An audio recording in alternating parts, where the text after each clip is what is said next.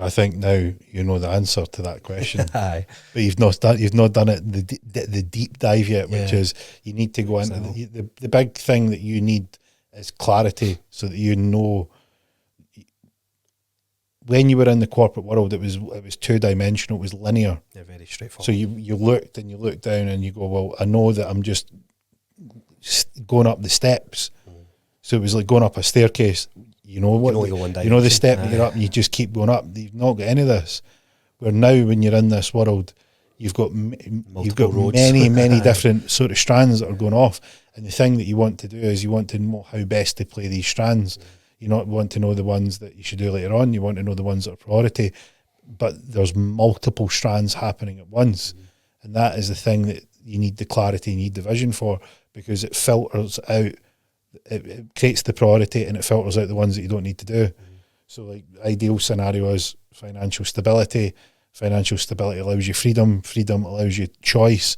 Choice allows you to decide which priority your strands are in without the pressure of finances, because what you're alluding to is, I know which strands I would like to be in place, but it's difficult to have those strands in place without the finances. So I'm at the horse and cart. What comes first? I need the finances to be able to do them, but to do them, you need to do them without necessarily making money initially. So it's that sort of what the chicken and egg scenario.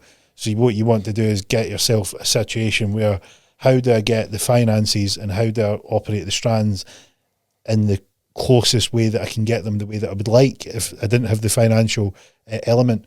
But if I do have the financial element, which way do I shape them in terms of which order, so that I can get to my destination, which is, all things being equal, I would want this, this and this operational, because I would have it in that way.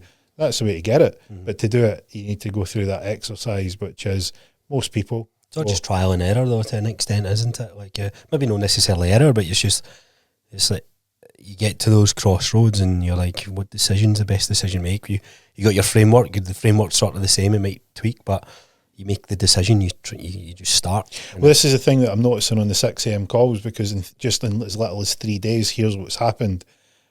We've got people that are like, we've got guys that are coming on and they're going, Gio, this happened to me yesterday, and it's almost mystical that these things are popping up. I thought about this in the morning, someone phoned me and says this, or they're doing things like, I'm making sure things are done because I know that I'm coming here in the morning. And it's like they've got the check in, they're clocking in, and they're going, well, I know what I need to do. Another thing that's happening is they're going, I'm not putting this off because I know that this is in my vision. And it's taking it from the big to the smaller to what you got to do today. Yeah. Think about where you're going, what needs to happen today, and it just blows away all the distractions. And you're seeing it in 3 days. That's crazy. In 3 days you're seeing it. It's wild, and it's just doing this thing in the right order. I've said this time and time again, life gets in the way.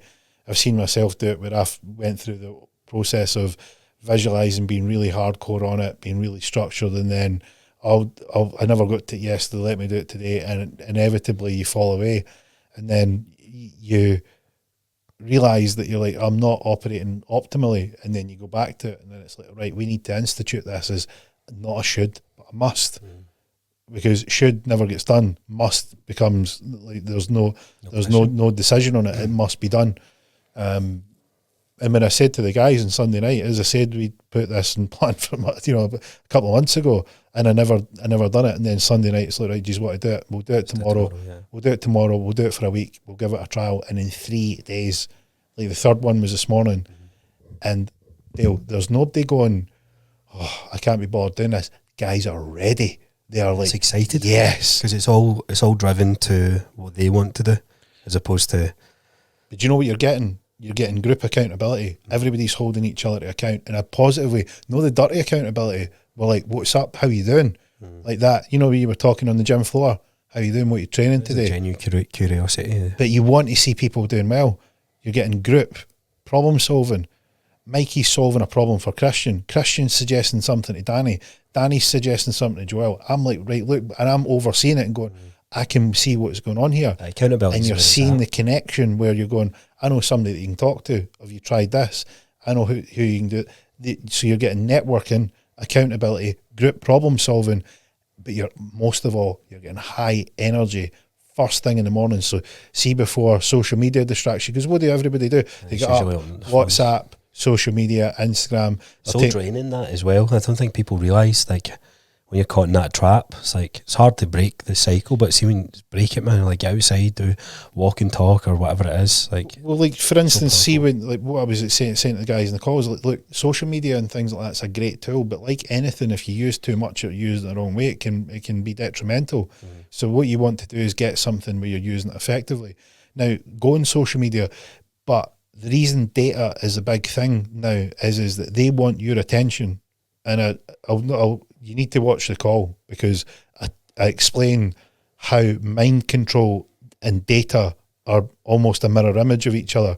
So if I want to get you to do something, I can get you to do something by planting seeds and getting your attention and taking you along a path.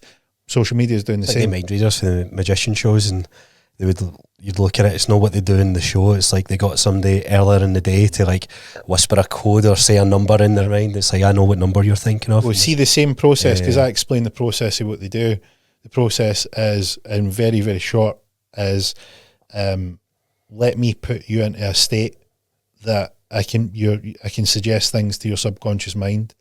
Let me get you to completely focus on one thing, which is, my voice or your breathing or whatever it may be, and then let me walk you along a path till you get an outcome. Now, that might be a fear of flying. It might be that you don't like fucking claustrophobia. It might be, I want you to do something like eat an onion on stage and think it's an apple. Well, algorithm reads your pattern, right? It understands your pattern of behaviour. It then gets you to focus on one thing, your screen, and then it shows you more things to lead you on a path to get you to get a result. Welcome to gaslighting, right? And that's what you've got. And the same mentalist hypnotist trick, or it's not a trick, it's just a formula to influence someone. And social media as a tool is doing that, right?